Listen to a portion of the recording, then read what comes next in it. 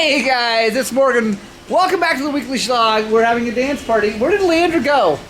She left, she was dancing, she saw the camera come out. We're having a dance party here. No, this is not normally a dance channel. It's usually a motorcycle channel. And it is going to be today too.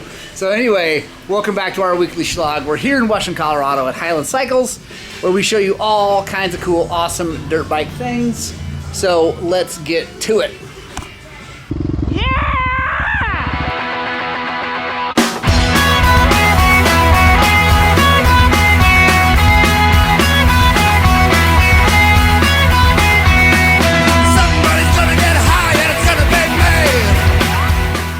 Alright guys, so I'm really excited today because finally, after very much waiting, I know that the crankshaft for Daisy is on its way back and will be here tomorrow. So it is going to be a part of our Shlog, is the rebuilding of the 300 motor from the bottom up. I'm going to be filming that all super in-depth and making specific videos about that as we go. I'll be touching on the highlights here on the Shlog, so yeah, we should have a lot of fun. First things first, I've got the bearings, the main bearings, in the freezer right now, getting nice and cool and shrunk down. I'm going to grab the case halves, I'm going to pull those out, and we're going to heat those up with a torch so we can just drop the bearings into the cases. If you haven't seen that, join us. This is a great tech tip, guys. Hey guys, this is Don. Hey. First job is going to be his carburetor. I want to show you something, guys. This is going to be cool. So that guy right there, there's Kitty, but that guy right there did that to this carburetor. Actually, it happens all the time, but that air screw does not want to come out. So I'm going to show you guys how we're going to get that thing out of there before we work on the 300 motor. I'm letting those bearings cool down in the freezer anyway, so here we go. Alright guys, so right there, what we're going to do is we're going to get a drill bit, we're going to drill into that now. Then I'll show you what we're going to do to get it out.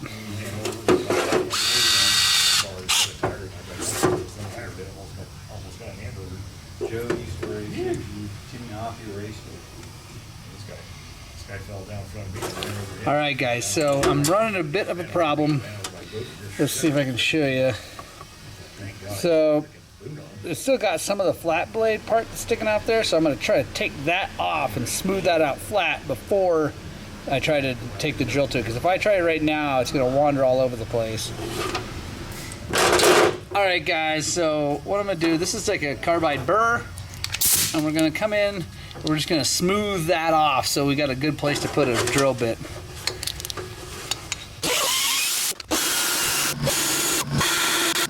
Alright guys, there we go, you can see, got it all nice and flat. Now we're going to take our center punch, go right in the middle.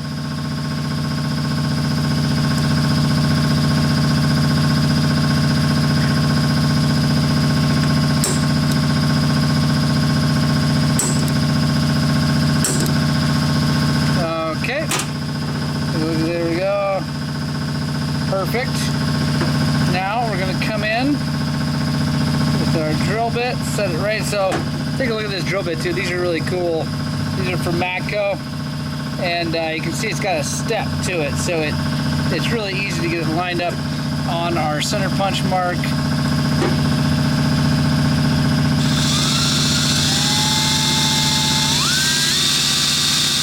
All right.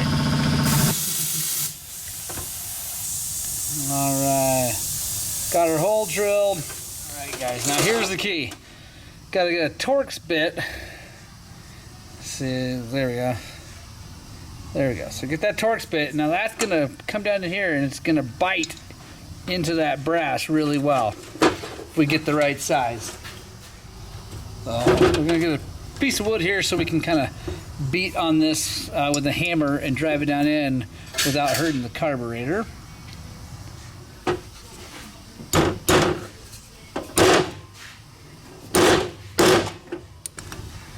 Our ratchet up to it, and we're just going to go real slow.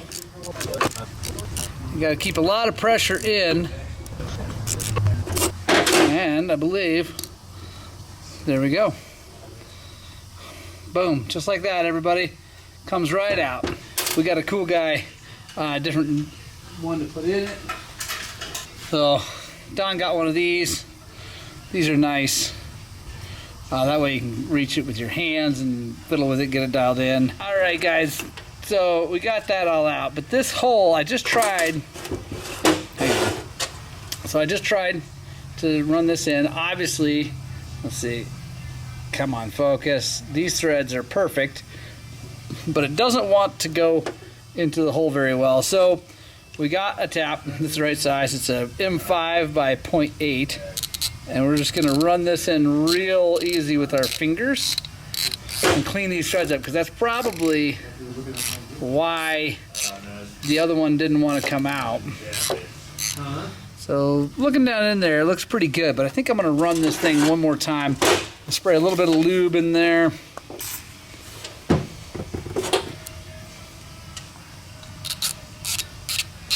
And like I said, you want to start these things by hand for sure, because otherwise you'll just cut new threads into the aluminum and they won't be where you want them. So, but that's threading really well. Now we'll try this. I bet this threads in real smooth. Yeah, just like it's supposed to.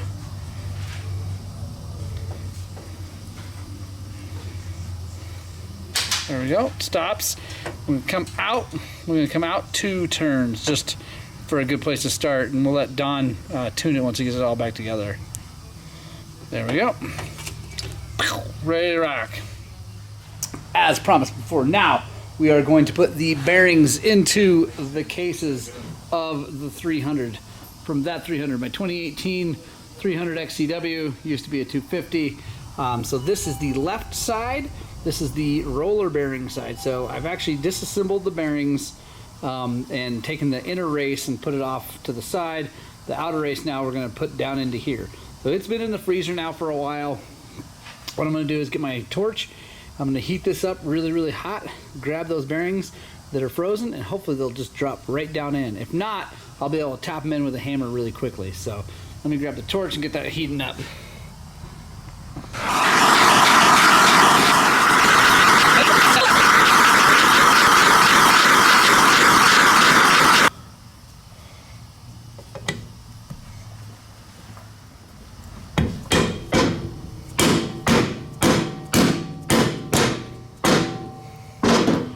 Boom.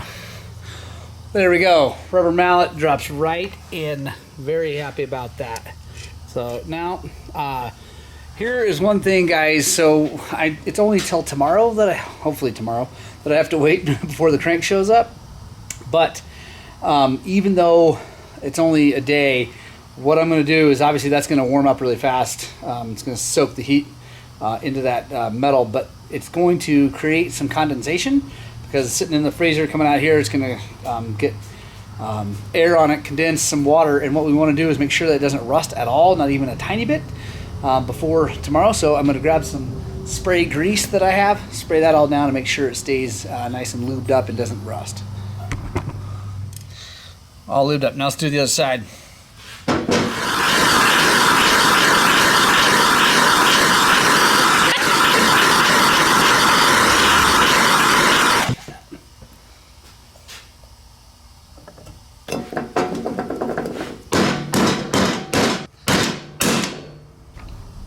There we go.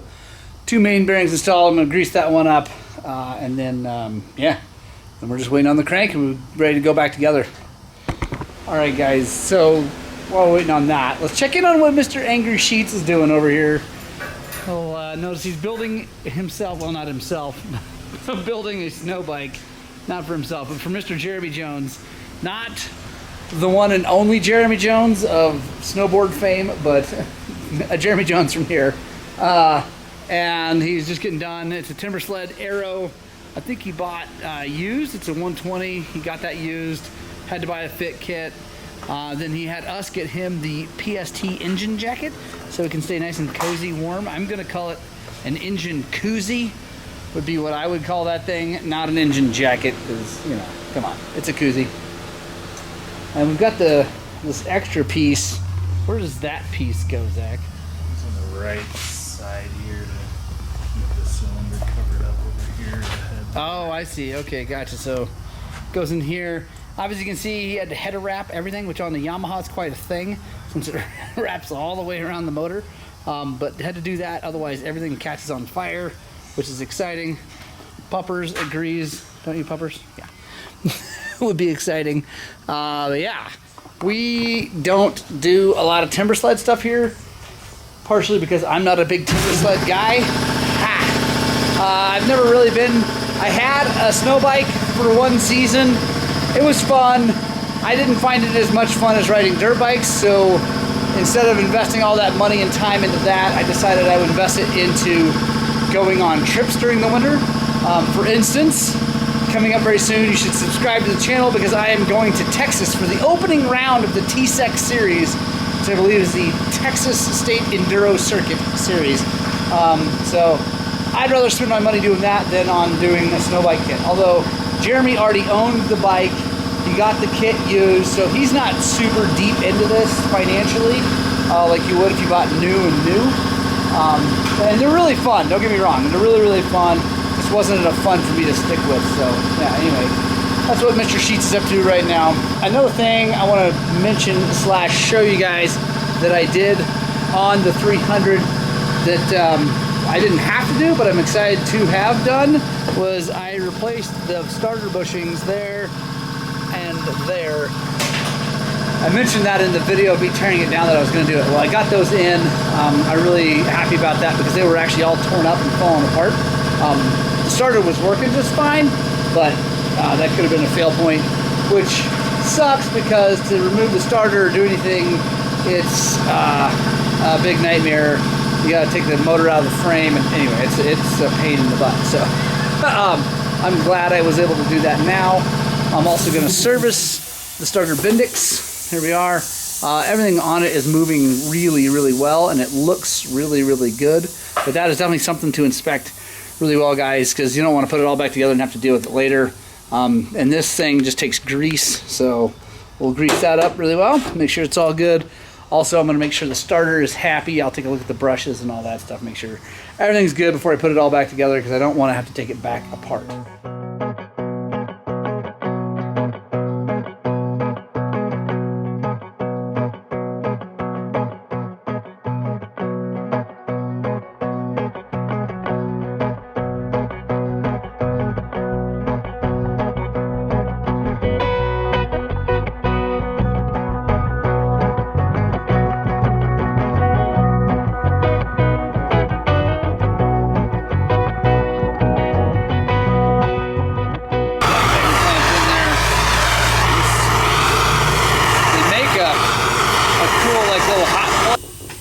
Jig or whatever, but the big plate, the press plate they have for the KTM was, you know, and they vary. See how that dropped right on? We're all good to go. Now we're gonna take this crank and put it over here in this case. But what I'm gonna do first is that crank is actually pretty cold from just transit, so I'm gonna use that torch, heat this up just a little bit to see if we can just slide that thing in there. I think it will. There we go, nice and easy. And then we'll just tap, tap, tap. Then the basket. And you gotta kinda always rock these baskets around so they seat down. Then we got that spacer. You gotta understand, this is not about clutch tension. This is about getting, when you tighten this down, having this Belleville washer be flat. That is what they want. They don't, it's not about lightening or tightening the clutch. It's about having the right amount of tension on the spring. So start in number 2 because that's where they come, and since this is a brand new clutch, it should be about right. All right, so those aren't torqued yet, but what we're looking for is for this surface to be flat. And just looking at it, it is. I'll grab a machinist rule, make sure, but it looks really good. So I'm gonna go ahead and tighten those down. I'll grab the ruler, but I'm 99% sure that's good. So if it were up a little bit, you'd change that ring to drop it down, or for concave a little bit, you'd change it to bring it back up. All right, guys, so I'm putting the normal cover back on because I'm super excited to try out one of these extreme part extreme parts clutch covers, plastic style. The Carbon Up cover has been awesome. Thank you, Carbon Up. I'm not throwing it away. I'm keeping it. Actually, I might talk to someone here who is interested in trying it out. It's got a My Era, 250 or 300. If you want to give me a ring, let me know. Email morgan@highland-cycles.com. We can talk about you guys trying that thing out. It is really, really good. But I just want to try out the carbon or the extreme parts version too. Highland Cycles, this is Morgan. All right, guys. There's Garrett. Howdy. And I got this on. Got the extreme parts clutch cover on. This hole, I had to drill this out because where that bolt rode, it was holding this cover up. So I'm going to tell the extreme parts guys that. Make sure this is the right part number. They just sent it to me for free because of my orders for other stuff. But so anyway, I had to drill that out, which is no big deal because it's still protected from a hit or anything like that. All right, guys, we got the motor. Bottom end is all together. Time to put the top end together. I'm doing Kelsey's piston from RK Tech. So he sent me 2 base gaskets. So those are stacked. Those are specific. That's raising the port. So it's raising the cylinder up. So then he also sent me, to go with it, a new even higher compression dome to make up for the fact that the cylinder is going to raise up. So the top end of this is like every other top end I've shown you guys. I'm not going to film it now, but I'll check in if there's anything really interesting going on. But generally, it's just like a top end on any other 300. Like I said, I've filmed that a bunch of times. So I'm gonna get it. Let me show you guys Kelsey's piston real fast. I'll show you that. So here is his piston. He Cerakotes the inside of it and the top. That's to help with heat. Another thing that's different is the pins for the rings are in a little bit different spot, keeping the ring end gaps further away from each other. That helps with cooling and helps with sealing to make more compression. Also, the top of the piston from the distance from the top ring to the top of the piston is a little bit different. And there's a lot of other differences that he didn't tell me, probably because he's keeping them proprietary. I don't blame him. But yeah, so I'm really excited to get this thing together. So let me get this thing back together.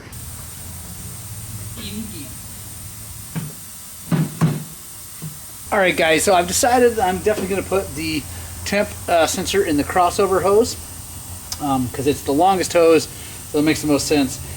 So anyway, it should be just fine, work really good. So here we go. I want to put it right in the middle. I looked at the bike, that's where I want to put it. So I need to cut right here in the middle, but here's how I like to do this. So I know that we're going to need to lose about that much hose, so I like to match it up. It doesn't have to be perfect in the middle. Get it close, mark where that goes. So now I know I got to cut it right there.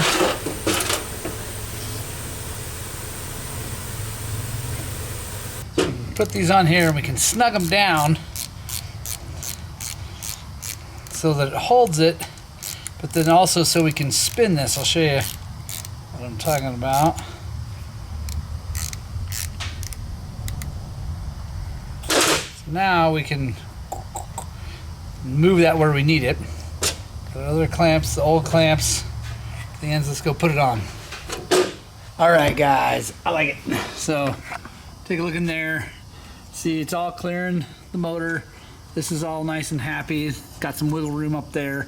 I'm gonna zip tie this. I think probably like right there.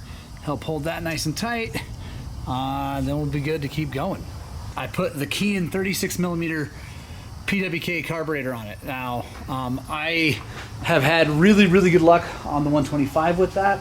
I am going to be messing with the stick carburetor. If you guys have seen that video of me describing what it is and all that, I am going to be putting that on this bike and tuning it eventually. All right, guys, the 300 is back together. Well, at least mostly. Seat's not on, air filter's not in it, whatever. But you're here to see if it's going to start. We got the beautiful Scalvini pipe that may last about 15 minutes before I bend the crap out of it. We're just going to hit the button. So I've got the button over here now. I'm going to try the Euro style thing. Choke. Ah. Whoop.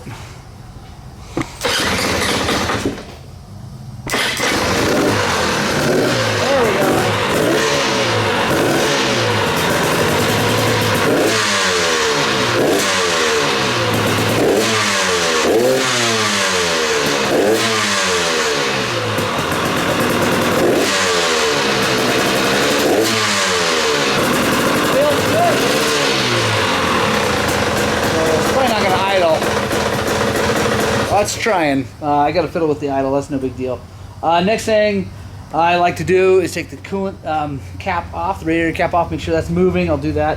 You guys don't need to watch me do that. I'm sure it is. And then we'll put everything back on it so we can go take it for a spin. I want to say a huge thank you to our new partners, extremeparts.com. It's extreme-parts.com. Guys, they are stepping up and they're giving me a code to give you guys. It's Highland 10, so HIGHLAND number 10 on their website. Get you 10% off, and if you spend more than 100 euros, you get free shipping, even to the US. So make sure you check those guys out. If you do that, I get a little kickback on, like, towards other parts. I don't get paid necessarily, but I get money towards buying parts. And I'm excited to check out the fan. I got the kickstand on this thing. I got the guard on the clutch cover. So I'm really excited, guys. Thank you guys so much for joining us. Make sure you subscribe to the channel because there's going to be a ton of content coming between the carburetor, the pipe, the spurs, foot pegs, the everything. So right on. All right, guys. So the bike's running great, but yes, it is back up here on the lift. I got the pipe off, but that's because I'm being really picky about this. Obviously, it's my bike, but I do this with customer bikes too. Well, first of all, I've already changed the jetting a little bit. I went up to a 40 Pilot, so I still have the 168 main, a 40 Pilot, but then I ended up putting the Suzuki needle in it. I think it's the N3EJ, or I forget what the number is. I did notice a tiny little leak, and I believe it's coming from right here, like they always do. I put the new O-rings here, but I did not put any sealer. I was hoping that the new O-rings would take care of it. I don't think they did. So I'm going to pop that cover off. I'm going to show you how I seal that thing up to keep that from leaking. So when we get that cover off, I'll show you what's up. All right, guys, it's definitely leaking. So if you, let's see, focus. You can kind of see how wet it is, and it's out here, and it's just going around. Honestly, this is like the thing I don't love about KTM's. I mean, I love whatever. It's not a big deal. But they always leak. Even brand new, these dumb things leak right here. Because what's happening is you got training oil down in here, and it splashes up, comes out, and then drips out because this seal is just not the best seal. So I actually have a brand new cover, so we're going to start with that. This one's been sealed and cleaned and sealed and cleaned a whole bunch of times. I had a brand new one from something else. Anyway, first things first, we get the brake clean. I'm going to clean this out really good. Yes, I will get a little bit of brake clean down in there. It's fine. It will burn off as soon as we get this thing up to temperature. So I'm going to do that real fast, get this nice and dry, and then I'll show you how I prep that cover. All right, guys, so here's our brand new cover. And then what I like to use is this 1180, oh, there we go. 1184 liquid gasket gray by 3Bond. It's the same as Yamaha Bond or Honda Bond or any of those. Use that.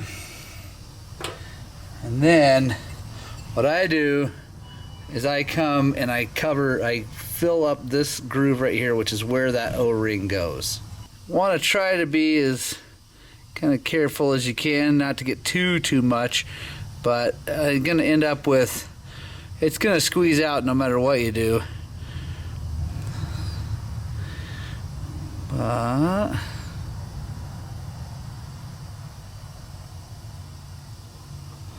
there we go.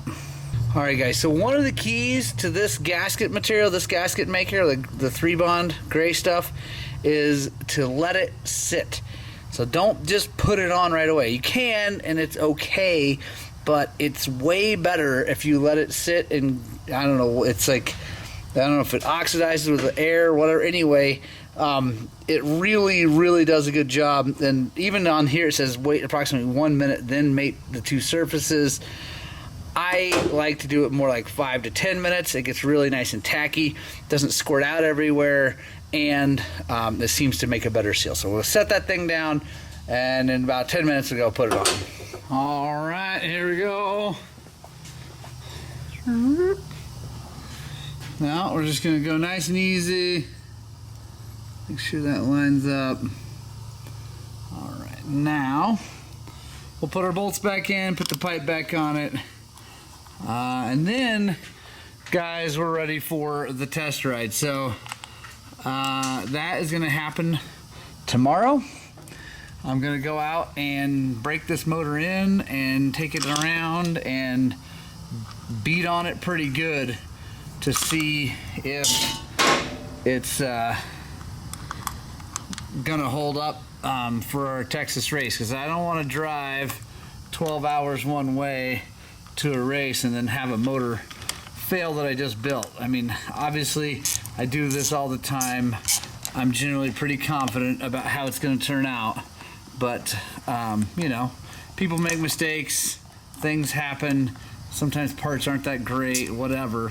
So I'm gonna go easy on her and for a little bit, and then I'm just gonna pour the coals to it. So people ask me about breaking in new motors all the time, and let me give you my official opinion on that.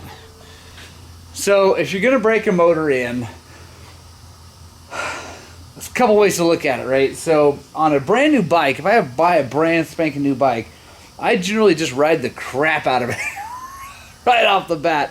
I might be, you know, take it easy for a little bit, make sure there's nothing loose or something like that.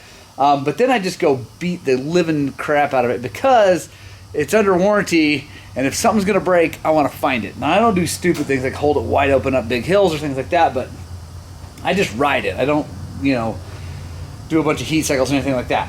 But when I build a motor, especially here at the shop, I tell my customers, first of all, I try to put like 2 to 3 heat cycles on it here before it leaves. Check things like this for leaks and stuff like that, make sure it's all good. And then I tell them, go easy on it for about a tank of gas. I want you to stop every now and then, take a look at everything, make sure there's nothing leaking, make sure there's nothing rattling, make sure you're not making any weird noises. And then, but don't be afraid to like throttle it. Just don't stay wide open for too long. Don't get it super, super hot right off the bat. But then go ahead and after you get, like I said, I don't know, 3 or 4 heat cycles on it, freaking get after it, because I would rather have someone, if I've made a mistake, I'd rather have them find out early and come back to me than wait 6 months and have something come and then they tell me it's my fault, and I don't know if it's my fault or their fault or whatever. So anyway, that's my break-in process.